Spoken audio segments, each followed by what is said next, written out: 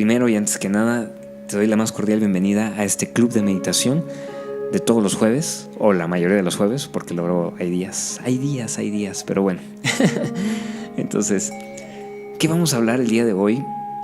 Si bien ya hablamos un poco de qué es la meditación, es importante que tomemos en cuenta cuáles son las bases en las que tenemos que tomar esta práctica.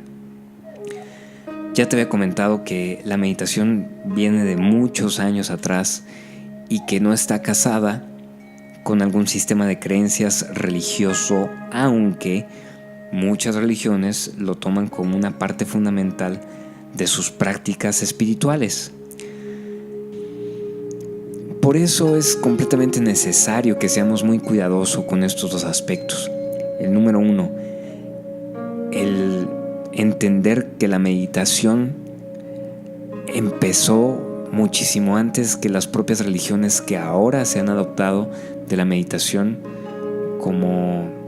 Bueno, es que ni siquiera se han adoptado, es más bien que la sociedad en general cree que está atañada a un tipo de creencia religiosa. Más bien esa es una de las situaciones. Y la otra situación es de que si tomas en cuenta la meditación como grupo de estudio, es plenamente necesario que tengas una base filosófica y una base ética para llevar a cabo la meditación.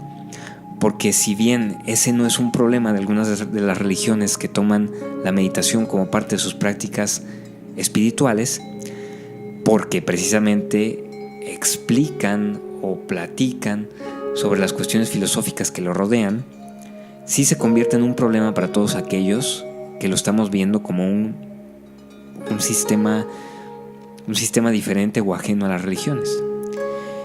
¿Y por qué se convierte en un problema? Tú no me dejarás mentir, y si no, déjame aquí en los comentarios.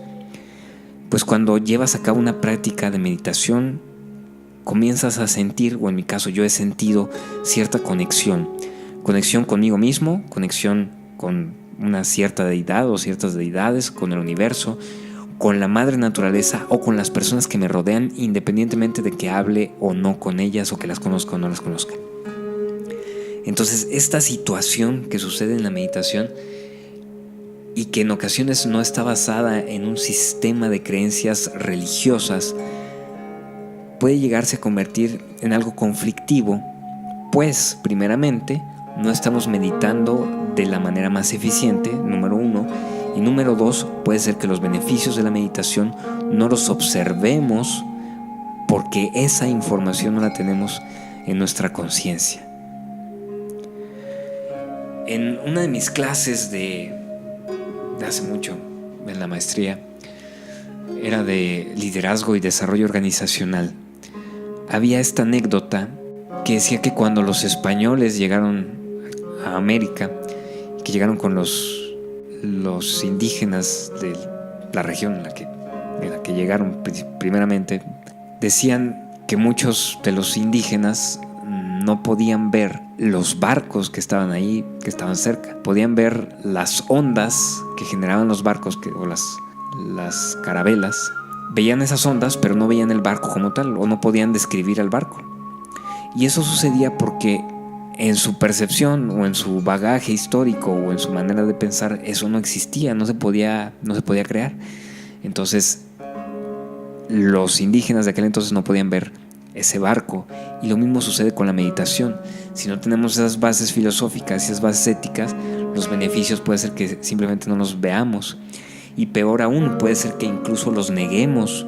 Entonces hay que ser muy cuidadoso cuando estamos estudiando la meditación, porque necesitamos tener esas bases sólidas que da la filosofía, que da la ética. Ahora bien, ¿de dónde proviene la filosofía? ¿De dónde proviene la ética? Pues bueno, la filosofía es todo un tema amplio y la ética también lo es por igual. La moralidad va cambiando conforme va pasando el tiempo. Las reglas morales pueden modificarse de persona a persona y las reglas morales no son, universales. En cambio, la ética y la filosofía pueden serlo. Pero aquí, ¿dónde está el kit del asunto? ¿Dónde está la situación en la que tenemos que tener cuidado y tenemos que tener plena conciencia? Primero, como base, hay que entender que nuestro sistema de creencias y nuestra visión de mundo está basada en todo lo que observamos, en todo lo que aprendemos, consciente e inconscientemente. Entonces puede ser que nuestra visión de mundo y nuestra manera de pensar se base en programas de televisión, en canales de YouTube, puede ser que se base en los libros que hemos leído, puede ser que se base en los profesores, puede ser en los cómics, puede ser en los modelos a seguir, que puede ser el compañerito de clases, que puede ser el papá, la mamá de fulano de tal, puede ser nuestro papá o nuestra mamá, puede ser nuestro hermano, nuestra hermana, en fin, N cantidad de influencias que tenemos que generan nuestro sistema de creencias y nuestra filosofía de vida.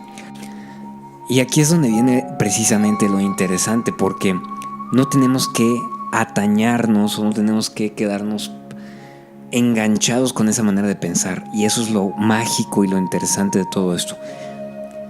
Que si bien tenemos todas estas influencias y todas estas maneras de pensar han moldeado la manera en la que nosotros pensamos y actuamos, no es la única forma. Y no es lo único que se ha dicho a lo largo de toda la historia, ni en nuestro momento presente, ni en el pasado, ni tampoco será en el futuro. Porque todo esto está en constante movimiento. Si la filosofía es el amor a la sabiduría, entonces todas estas filosofías de vida que han marcado nuestra manera de ser no es la excepción. Sí son muy padres, sí es bueno conocerlas, pero es también importante cuestionarlas y conocer otras maneras de pensar y otras maneras de actuar. Cuando comprendes esto, entonces te llevará primero a identificar cuáles son las maneras de pensar y los comportamientos que te han guiado a lo largo de tu vida.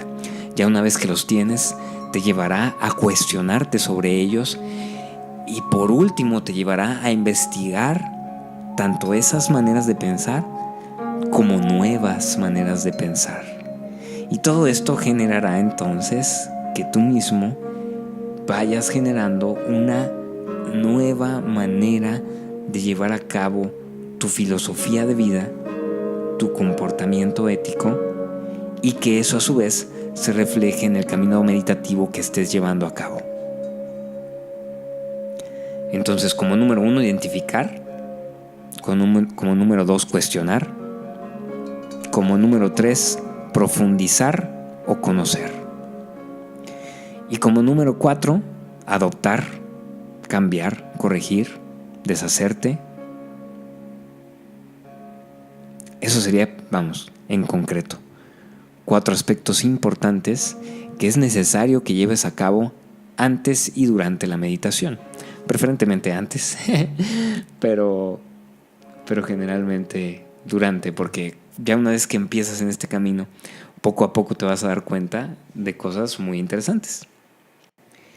Y por esa razón es que todas las prácticas espirituales religiosas que adoptan la meditación como una de sus prácticas precisamente espirituales tienen como ventaja la ventaja de que todo su fundamento ético, todo su fundamento moral, todo su fundamento filosófico se da precisamente en las prácticas. Entonces es la ventaja que tiene el formar parte de una religión que utilice como práctica espiritual la meditación. Y también es un reto para todas aquellas personas que utilizan la meditación no como parte de un sistema religioso, sino como algo que requiere ser estudiado o en su defecto algo que tenga que ver con la espiritualidad de cada uno.